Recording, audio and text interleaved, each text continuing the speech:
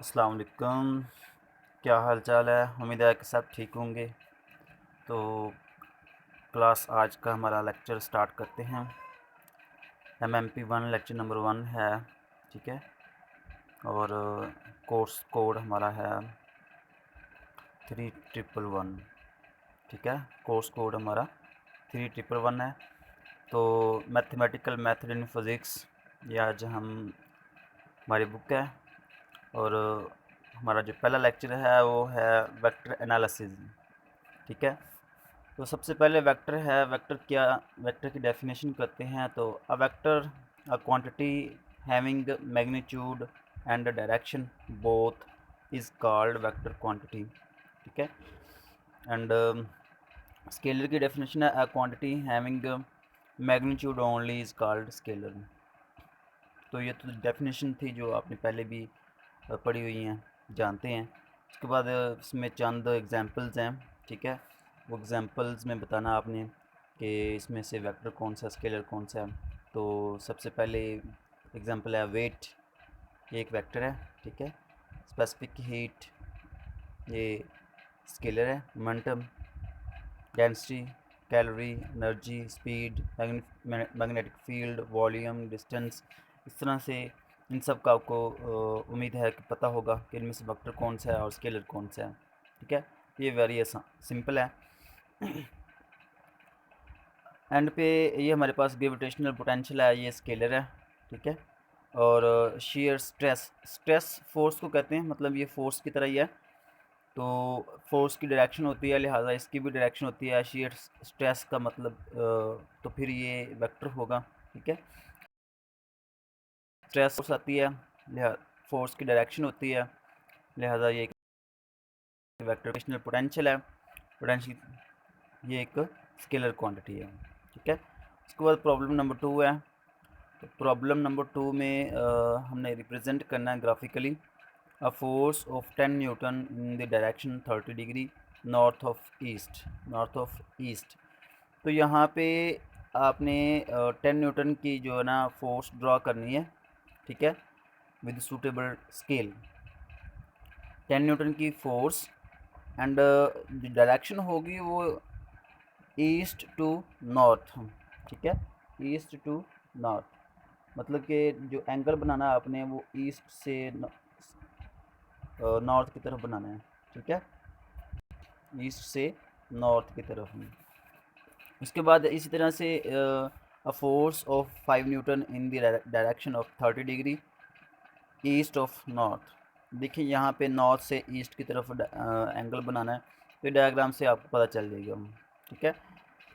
तो पहले आपने ये north south east west draw करना है। उसके बाद आपने नॉर्थ से ईस्ट की तरफ आपने ये डायरेक्शन शो करनी है, ठीक है।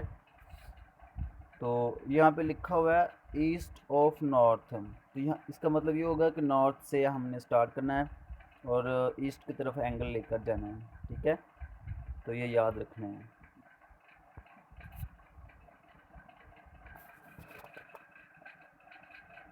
उसके बाद है unit vector. A vector whose magnitude is 1 is called unit vector. Unit vector perpendicular to plane of given vectors a and b is given as। तो ये याद रखना, जो यूनिट वेक्टर होगा वो a और b दोनों वेक्टर के परपेंडिकुलर होगा। दोनों वेक्टर एक प्लेन में होते हैं, तो ये जो यूनिट वेक्टर होगा ये प्लेन के परपेंडिकुलर होता है, ठीक है। तो इसको हम यूँ लिखेंगे, फाइंड आउट कर सकते हैं। दोनों वेक्टर ए क्रॉस बी लेना है और नीचे क्रॉस बी की मैग्नीट्यूड ले लेनी है। तो ये यूनिट वेक्टर आ जाएगा। यहाँ पे सॉरी, यहाँ पे आपने कैप लगानी है, ठीक है। यहाँ पे एरो का निशान है, यहाँ पे कैप लगानी है, ठीक है। तो ये ए क्रॉस बी दोनों वेक्टर का प्रोडक्ट एंड डिनोमिनेटर में आ जाएगा ए क्रॉस बी की मैग्नीट्यूड, ठीक है। तो ये आ जाएगा हमारे पास यूनिट वेक्टर, सिंपल है। प्रॉब्लम नंबर 3 है find a unit vector parallel to resultant of vectors. तो ये हमने यूनिट वेक्टर फाइंड आउट करना है, बहुत सिंपल है, ठीक है। हमारे पास R1 और R2 दिया हुआ है, तो R1 R2 इसका रिजल्टेंट हम पहले निकालेंगे। रिजल्टेंट कैसे निकालेंगे कि इन दोनों को ऐड कर लेंगे, ठीक है, इन दोनों को ऐड करेंगे। 2 + 1 यहाँ पे 2i एंड नीचे लिखा हुआ है 1i, तो 2 + 1। उसके बाद इन दोनों को फिर ऐड करेंगे, ठीक है, 4 + 2, और आगे फिर इन दोनों को ऐड करेंगे -5 + 3, ठीक है। तो वो हमारे पास आ जाएगा 3। उसके बाद 4 + 2 6, -5 + 3 -2। तो ये हमारे पास रिजल्टेंट वेक्टर आ गया। अब रिजल्टेंट वेक्टर की मैग्नीट्यूड निकालनी है, क्योंकि हमने यूनिट वेक्टर फाइंड आउट करना है। यूनिट वेक्टर के लिए हमारे पास वेक्टर, रिजल्टेंट वेक्टर और रिजल्टेंट वेक्टर की मैग्नीट्यूड दोनों का होना ज़रूरी है। तो यहाँ पर रिजल्टेंट वेक्टर तो हमने निकाल लिया, लेकिन उसकी जो मैग्नीट्यूड है वो हमने निकालनी है। तो ये हमारे पास रिजल्टेंट वेक्टर है और इसकी मैग्नीट्यूड निकालें 3 का स्क्वायर, ठीक है, फिर 6 का स्क्वायर, फिर -2 का स्क्वायर। तो ये 3 का स्क्वायर 9, 6 का स्क्वायर 36 और 2 का स्क्वायर 4, ठीक है। तो ये हमारे पास टोटल ओवरऑल आ जाएगा 7, ओके। तो ये 7 आ जाएगा।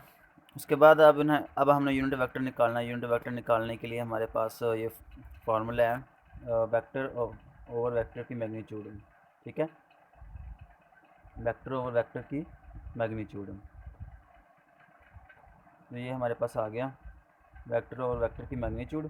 तो ऊपर हमने वेक्टर लिखना है ये और नीचे उसकी मैग्नीट्यूड आ जाएगी, ठीक है। उसके बाद प्रॉब्लम नंबर 4 है, the following forces add on a particle P, find resultant. हमने फाइंड आउट करना है। तो पहले हमारे पास जो फोर्स है F1 वो है 2i + 3j - 5 के। F2 हमारे पास है -5y + j + 3 के। F3 हमारे पास है i - 2j + 4 के। और F4 हमारे पास है 4i - 3j - 2 के, ओके। फर्स्ट नंबर पे हमने फाइंड आउट करना है रिजल्टेंट, सेकंड पे हमने मैग्नीट्यूड ऑफ रिजल्टेंट। तो रिजल्टेंट कैसे फाइंड आउट करेंगे, ये ध्यान से, ठीक है। फर्स्ट हम इनको ऐड अप करेंगे, ठीक है, फिर देन इनको ऐड करेंगे, ठीक है, जे वाली टर्म्स को, और फिर हम के वाली टर्म्स को ऐड करेंगे। इन तीनों को ऐड करना हमने, ठीक है। तो ऐड करेंगे तो ये आ जाएगा, यहाँ पे देखें ये 4 है और ये 1 है, 4 1 5 प्लस का हो गया, ये 5 माइनस का कैंसिल, बाकी 2 बच गया ऊपर वाला, तो वो 2i आ गया। इसी तरीके से इन चारों को ऐड करना है तो ये -j आ जाएगा, फिर के वालों को ऐड करना है तो हमारे पास 0 आ जाएगा, ठीक है। तो इन सब को ऐड करें तो ये हमारे पास रिजल्टेंट आ गया, ठीक है, -5 + 3 और +4 और -2, इन चारों को ऐड करें तो माइनस वाली दो टर्म्स हैं, -5 और -2, -7 हो गया, प्लस वाली भी दो टर्म्स हैं 3 और 4, वो प्लस का 7 हो गया, ये कैंसिल होगा सारे, तो 0 आ गया, ठीक है। अब इसकी मैग्नीट्यूड लें, ठीक है, मैग्नीट्यूड हमने ली तो वो आ जाएगा ये 2 का स्क्वायर आ गया, और -j है उसको हम लिखेंगे -1 का स्क्वायर, तो ये आ जाएगा 5 का अंडर-रूट, ठीक है, 5 का अंडर-रूट। तो ये हमारे पास मैग्नीट्यूड आ गई, रिजल्टेंट भी आ गया और मैग्नीट्यूड भी आ गई, ठीक है। उसके बाद है स्केलर प्रोडक्ट, या इसको हम कहते हैं डॉट प्रोडक्ट। तो स्केलर प्रोडक्ट हम उसकी डेफिनेशन यूज कर सकते हैं हम, the scalar product of two vectors a and b is defined as a.b = ab cos theta, ठीक है, a.b = ab cos थीटा। तो ये हम फार्मूला एक्चुअली बनता कैसे है, हमारे पास ये एक वेक्टर a है, ये वेक्टर b है, ठीक है, हमारे पास दो वेक्टर हैं, पहला वेक्टर a, दूसरा वेक्टर b है। तो हमने इसका a.b इनका डॉट प्रोडक्ट लेना है ना, तो सिंपली जो हमने करना है वो ये है कि हमने पहले वेक्टर की मैग्नीट्यूड लेनी है, ओके, और जो दूसरा वेक्टर है उसका वो वाला कंपोनेंट लेना है जो पहले वेक्टर के ऊपर हो, ठीक है, मतलब कि हमने बी वेक्टर का प्रोजेक्शन लेना है, मतलब जो कि पहले वेक्टर के ऊपर होगा, ठीक है। तो वो उसका एक्स कंपोनेंट आ जाएगा।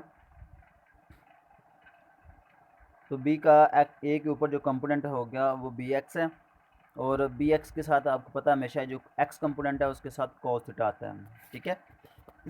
तो लिहाजा ये बन गया ए बी कॉस थीटा, तो इसको हम लिखते हैं ए डॉट बी, ठीक है। ए बी कॉस थीटा को हम लिखते हैं ए डॉट बी। उसके बाद प्रॉपर्टीज़ के हवाले से हम A dot B is equal to B dot A, commutative properties को हम कहते हैं। तो ए बी एक्स, ठीक है, यहाँ पे पहला वेक्टर ए है, दूसरा वेक्टर बी है, तो दूसरे वेक्टर का एक्स कंपोनेंट आ गया। यहाँ पे पहला वेक्टर बी है, दूसरा वेक्टर ए है, तो इसका ए दूसरे वेक्टर का एक्स कंपोनेंट आ गया। तो ये भी ए बी कोस थीटा, ये बी ए कोस थीटा। तो जो ए बी और बी ए है ये असल में ए और बी मैग्नीट्यूड है, कोई भी नंबर है। तो नंबर मसलन ए 2 है, बी 3 है, तो 2 × 3 6, और यहाँ पे बी पहले आ गया और ए बाद में, 3 × 2 6, तो वो सेम ही होता है, ठीक है। A B and B A equal होती हैं, मैग्नीट्यूड होती है।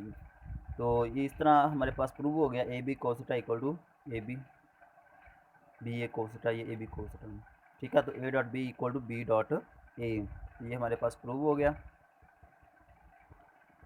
उसके बाद दूसरी प्रॉपर्टी हमारे पास है डिस्ट्रीब्यूटिव लॉ। तो दो वेक्टर हमारे पास ऐड हो रहे हैं, ठीक है, दो वेक्टर ऐड हो रहे हैं, तो इसका एक पहले वेक्टर के साथ डॉट प्रोडक्ट लें। तो सिंपल है, ए का बी के साथ डॉट प्रोडक्ट लिया, फिर ए का सी के साथ डॉट प्रोडक्ट ले लिया, ठीक है। इसको हम कहते हैं डिस्ट्रीब्यूटिव लॉ। इसके बाद कोई भी स्केलर है वो हमने मल्टीप्लाई करना है, कोई भी नंबर, ठीक है। ए डॉट बी के साथ हमने कोई भी एम स्केलर ये नंबर मल्टीप्लाई करना है, तो हम सिंपली कर सकते हैं, या तो ए के साथ कर लेंगे, या फिर बी के साथ करें, ए के साथ करें, या फिर बी के साथ करें, हमारा आंसर सेम आएगा। इसी तरह से याद रखना है कि ये जो आई डॉट आई है, जे डॉट जे है, के डॉट के है, सेम यूनिट वेक्टर, ठीक है। सेम जो यूनिट वेक्टर होंगे उनके दरमियान एंगल जो ना वो ज़ीरो होगा, और आपको पता है cos 0 1 होता है, ठीक है। तो ये जो सेम यूनिट वेक्टर होंगे उसका डॉट प्रोडक्ट 1 के इक्वल होगा। और जो दो डिफरेंट यूनिट वेक्टर होंगे, आपको पता है दो डिफरेंट यूनिट वेक्टर जो है ना वो एक दूसरे के परपेंडिकुलर होती हैं, ठीक है, जिस तरह मैंने यहाँ पर ड्रा किया। तो ये दो परपेंडिकुलर हैं, तो ये परपेंडिकुलर वेक्टर के लिए यूनिट वेक्टर के लिए डॉट प्रोडक्ट 0 होगा, ठीक है, याद रखना है। अब दो वेक्टर का डॉट प्रोडक्ट 0 है, तो उसका मतलब क्या होगा? उसका मतलब ये होगा कि या तो फिर वो ए और बी दोनों 0 हैं, ए 0 है या बी 0 है, या दोनों 0 हैं, या फिर A dot B equal to 0, then either A और बी बोथ आर 0, या फिर नल वेक्टर, दोनों का डॉट प्रोडक्ट है नल वेक्टर है, ठीक है, दोनों का या नल वेक्टर हैं दोनों ही, या फिर वो एक दूसरे के ऊपर परपेंडिकुलर हैं, क्योंकि अभी मैंने बताया कि अगर वो परपेंडिकुलर होंगे तो उसका डॉट प्रोडक्ट 0 होगा, ठीक है। तो परपेंडिकुलर वेक्टर का डॉट प्रोडक्ट 0 होता है। तो इसके लिए ये पॉसिबिलिटीज़ क्या है, ए या बी 0 होंगे, या फिर वो नल वेक्टर होंगे, ठीक है, या फिर वो एक दूसरे के ऊपर परपेंडिकुलर होंगे।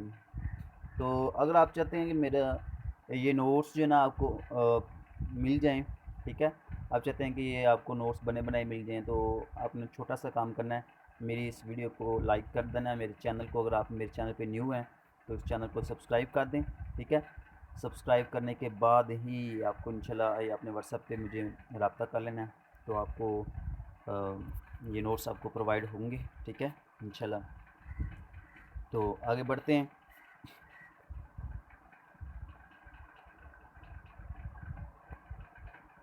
क्रॉस प्रोडक्ट है, डेफिनेशन करते हैं। क्रॉस प्रोडक्ट और vector product of two vectors is defined as A cross B equal to A B sine theta. तो यहाँ पे इसका जो फार्मूला है, ये ए वेक्टर है, हमने ये ए वेक्टर ले लिया और ये बी वेक्टर ले लिया। तो अब हमने करना क्या है कि बी वेक्टर का दूसरे वेक्टर का पहले वेक्टर के ऊपर प्रोजेक्शन देखना है, तो वो आ गया बी एक्स, ठीक है। दूसरे वेक्टर का पहले वेक्टर के ऊपर प्रोजेक्शन, वो तो हमें पता चल गया बी एक्स, लेकिन हमें बी एक्स की नहीं, हमें बी वाई की ज़रूरत है। तो वो इजी हो जाएगा, वो इस तरह से कि हमें प्रोजेक्शन का तो पता चल गया, और प्रोजेक्शन वाला कंपोनेंट है बी एक्स, और जो बी वाई होगा वो उसके ज़ाहिर बात है उसके परपेंडिकुलर होगा। तो हमारे पास बी वाई फाइंड आउट हो गया। तो ए और बी वाई को हमने मल्टीप्लाई कर दिया, बी वाई के साथ हमेशा आपको पता है साइन थीटा, तो ये बन जाएगा ए बी साइन थीटा। ठीक है, तो ये हमारे पास क्रॉस प्रोडक्ट की डेफिनेशन, उसका फार्मूला। इसकी प्रॉपर्टीज़ के बारे में है कि A cross B is equal to minus B cross A. तो ये याद रखना है कि इनका क्रॉस प्रोडक्ट नॉन कम्यूटेटिव है। फ़र्क क्या है कि ए क्रॉस बी और B cross A answer same ही आता है, लेकिन डिफरेंट ये है कि यहाँ पे माइनस आ रहा है, मतलब सिर्फ डायरेक्शन जो ना वो ऑपोजिट होगी। ठीक है, अगर एक की डायरेक्शन जो ना वो नॉर्थ है, दूसरे की साउथ होगी। ठीक है, तो ये डायरेक्शन जो ना वो एक दूसरे के ऑपोजिट होगी। उसके बाद अब हमारे पास फर्ज कर लिया दो वेक्टर ऐड किए हुए हैं, तो पहले वेक्टर को हमने उसका क्रॉस प्रोडक्ट लेना है, तो हमने बारी बारी ए का बी के साथ, ठीक है, फिर हमने ए का सी के साथ। याद रखना ये तरतीब आगे पीछे नहीं हो सकती, डॉट प्रोडक्ट में हो सकती है लेकिन क्रॉस प्रोडक्ट में आगे पीछे नहीं हो सकती। मतलब यहाँ पे बी आप पहले लिख लें, ठीक है, यहाँ पे बी पहले लिख लें और ए बाद में, वो रॉन्ग हो जाएगा, क्योंकि हमें पता है कि ऊपर जो है उसकी डायरेक्शन चेंज हो जाती है। ठीक है, उसके बाद अगर हम स्केलर किसी स्केलर को हम कोई नंबर को हम मल्टीप्लाई करते हैं, तो वो सिंपल ही है, जिस तरह मर्ज़ी कर लें, चाहे ए के साथ कर लें चाहे बी के साथ कर लें, आंसर सेम ही आएगा। ठीक है, उसके बाद हम ये हमारे पास दो वेक्टर हैं, उसके कंपोनेंट्स दिए हुए हैं, उसका जो क्रॉस प्रोडक्ट है वो हम इस तरह से मैट्रिक्स फॉर्म में, ठीक है, फाइंड आउट कर सकते हैं। डिटर्मिनेंट मेथड है, तो ये डिटर्मिनेंट मेथड के हवाले से आपको पता ही है, वेरी सिंपल है। ठीक है, आपने क्या करना है, ये i first column and first row छोड़ देनी है, बाकी जो हैं वो आपने ए टू बी वन इनको मल्टीप्लाई करना है। ठीक है, माइनस फिर इन दोनों को मल्टीप्लाई करना है। ठीक है, बी वन ए थ्री या ए थ्री बी वन, इन दोनों को मल्टीप्लाई करना है। तो इस तरीके से पहले आपने ये कर लिया कि first column and first row, उसके बाद आपने क्या करना है, सेकंड कॉलम फर्स्ट रो ये छोड़ देनी है, बाकी रह गया ए वन बी थ्री और ए थ्री बी वन, तो ये आ जाएगा। ठीक है, उसके बाद के है, तो आपने क्या करना है, थर्ड कॉलम छोड़ देना है और फर्स्ट रो छोड़ देनी है, तो बाकी रह जाएगा ए वन बी थ्री और ए टू बी वन, तो ये आ जाएगा। ठीक है, तो ये हमारे पास आ गया क्रॉस प्रोडक्ट। डिटर्मिनेंट मेथड से हम, वैसे मल्टीप्लिकेशन के मेथड से भी हम फाइंड आउट कर सकते हैं। ठीक है, तो यहाँ पे बहुत इम्पोर्टेंट है बात आगे शेयर करने जा रहा हूँ कि आई क्रॉस आई, जे क्रॉस जे, के क्रॉस के, आपको पता है सेम वेक्टर का क्रॉस प्रोडक्ट, तो सेम वेक्टर का हम जब क्रॉस प्रोडक्ट लेंगे तो उसका जो उनके दरमियान एंगल होगा वो ज़ीरो होगा, एंगल ज़ीरो होगा। ठीक है, जब एंगल ज़ीरो होगा तो साइन ज़ीरो ज़ीरो होता है, लिहाजा सेम वेक्टर का क्रॉस प्रोडक्ट वो ज़ीरो के इक्वल होगा। इसी तरह से अगर डिफरेंट वो यूनिट वेक्टर हैं या वेक्टर हैं, तो जब हम उसका क्रॉस प्रोडक्ट लें तो वो ज़ीरो के इक्वल नहीं होगा, क्योंकि आपको पता है डिफरेंट दो यूनिट वेक्टर हैं ना, तो एक दूसरे के ऊपर परपेंडिकुलर हैं, तो उनके दरमियान एंगल 90 होता है और साइन 91 के इक्वल होता है। ठीक है,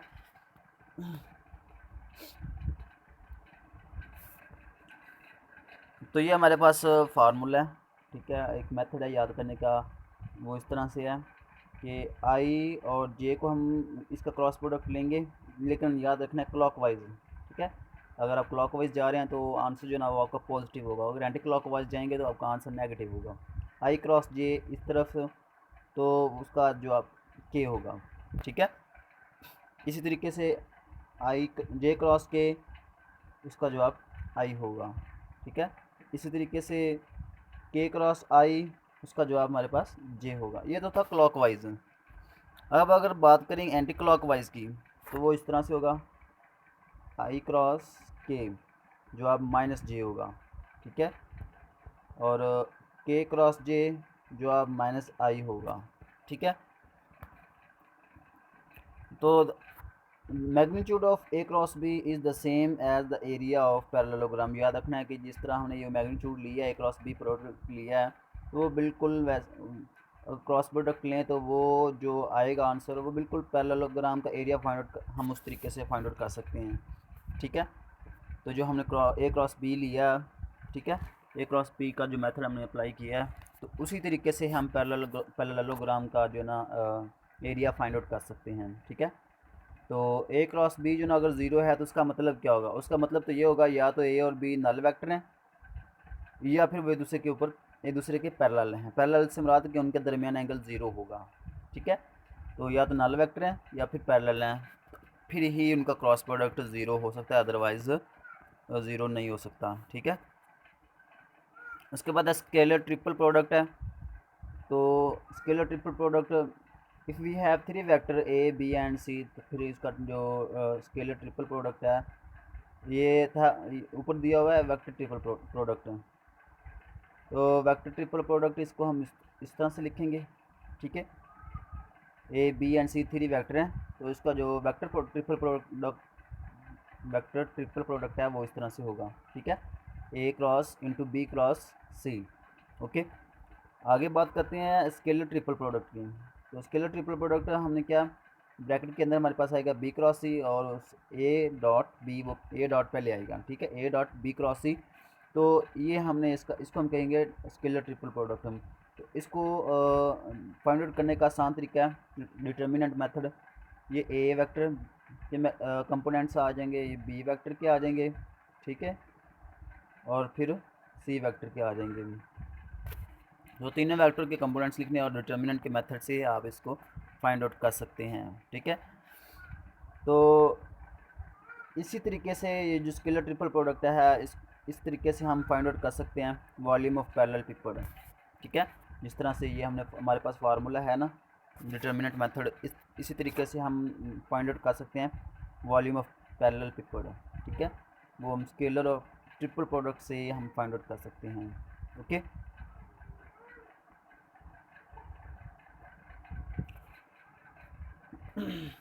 तो वो किस तरह से निकालेंगे, ए डॉट बी क्रॉस सी, उसका जो मैग्नीट्यूड लेनी है, ठीक है, मैग्नीट्यूड लेंगे तो वो आ जाएगा वॉल्यूम ऑफ पैरेलल पेपर, ठीक है।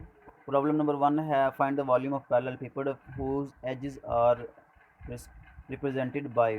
तो उनके जो एजेस हैं वो यहाँ पे 3 ए बी और सी शो किए हुए हैं, ठीक है। तो इसका जो डिटर्मिनेंट मेथड है उस तरीके से हम इसको सॉल्व करेंगे। तो ये वेरी सिंपल है। पहले हमने ए के जितने भी ही कंपोनेंट्स हैं वो हम लिखेंगे। 2 लिख लिया, 3 लिख लिया एंड 4 लिख लिया, ठीक है। फिर हम बी के लिखेंगे 1 2 एंड -1, के के साथ माइनस है, ठीक है, ये के साथ माइनस है तो यहाँ पे -1 आएगा। इसी तरीके से सी का लिखेंगे, सी का 3 आ जाएगा, जे के साथ जो है ना वो -1 है, माइनस है तो माइनस आ जाएगा, और के साथ 2 है तो यहाँ पे 2 आ जाएगा, ठीक है। तो फर्स्ट हमने क्या करना है, फर्स्ट कॉलम फर्स्ट रो छोड़ देनी है, 2/2 4 और ये -1 माइनस +1 और फार्मूले का माइनस से -1 आ जाएगा, ठीक है। इस तरीके से आपने ये फाइंड आउट करना है। तो ये हमारे पास आ जाएगा -7, ठीक है। कैसे करना है, फर्स्ट कॉलम फर्स्ट रो छोड़ देनी है और इनको पहले मल्टीप्लाई करना है माइनस, फिर इन दोनों को मल्टीप्लाई करना है, ठीक है। उसके बाद फिर अगला तरीका, अगले में क्या करना है, सेकंड कॉलम छोड़ देना है और जो फर्स्ट रो है वो छोड़ देनी है। फिर आपने क्या करना है, इनको मल्टीप्लाई करना है पहले माइनस, फिर इन दोनों को मल्टीप्लाई करना है, ठीक है। इसके बाद इस तरह से थर्ड कॉलम छोड़ देना है, फिर फर्स्ट रो भी छोड़ देनी है और फिर आपने क्या करना है, पहले इन दोनों को मल्टीप्लाई करना है, फिर इन दोनों को मल्टीप्लाई कर देना है। तो ये हमारे पास आ जाएंगे 6 15 -28, तो हमारे पास आंसर बच जाएगा, आंसर आएगा -7 का आएगा, ठीक है। तो -7 जो है ना वो वॉल्यूम ऑफ पैरेलल पेपर है, ठीक है। Show that, question problem number 2 है, शो करना है कि A dot B cross C is equal to A cross B dot C, ठीक है। तो ये A dot B cross C है, तो इसको हम डिटर्मिनेंट मेथड में ऐसे लिखेंगे, पहले ए के कंपोनेंट्स फिर बी के आ जाएंगे, फिर सी के आ जाएंगे, ठीक है। A1 A2 A3 B1 B2 B3 C1 C2 C3। तो इस तरह से हमने ये लिख लिए डिटर्मिनेंट के अंदर। अब हमने करना ये है कि ये first row and third row इन दोनों को इंटरचेंज कर देना है, ठीक है। फर्स्ट रो और थर्ड रो को हमने इंटरचेंज करना है। तो इंटरचेंज करेंगे तो ये माइनस पहले आ जाएगी, ठीक है। तो ये थर्ड रो ऊपर चली जाएगी और फर्स्ट रो नीचे आ जाएगी। उसके बाद आपने क्या करना है, सेकंड और थर्ड को इंटरचेंज करना है। तो सेकंड और थर्ड को दोबारा फिर आप इन दोनों को इंटरचेंज करेंगे तो क्या होगा, एक और माइनस आ जाएगी। ठीक है, एक पहले हमने ली है माइनस आ गई और एक दूसरी अब ये माइनस माइनस प्लस हो जाएगा। ठीक है, तो देखें यहाँ पर देखें, अगर ए पहले था तो ए ऊपर उसकी कंपोनेंट्स पहले लिखे हुए हैं, बी बाद में दूसरे नंबर पे आया तो बी के दूसरे नंबर पे हैं, सी बाद में आया तो सी के तीसरे नंबर पे हैं। तो यहाँ पर देखें सी के पहले है, सी का डॉट प्रोडक्ट है। ठीक है, C dot A cross B, C dot A cross B, या इसको हम लिखेंगे A cross B dot C. ठीक है, तो ये वाला इसको हम इस तरह से लिखेंगे। तो हमारे पास ये प्रूव हो गया कि A cross B dot C या A dot B cross C is equal to A cross B dot C. तो जिसका जो डॉट प्रोडक्ट होता है वो उसके कंपोनेंट्स पहले आएंगे। यहाँ पे ए का डॉट प्रोडक्ट है तो इसके कंपोनेंट पहले आएंगे, यहाँ पे सी का डॉट प्रोडक्ट पहले है, डॉट प्रोडक्ट है तो इसके कंपोनेंट पहले आएंगे। ठीक है, तो इस तरह ये याद रखना है। तो A dot B cross C is equal to A cross B into dot C. तो ये हमारे पास प्रूव हो गया। ठीक है, तो ये थी हमारी वीडियो। उम्मीद है कि आपको समझ आई होगी। अपना ख्याल रखिएगा और अपने इस प्यारे से चैनल का भी ख्याल रखिएगा। अल्लाह हाफिज़।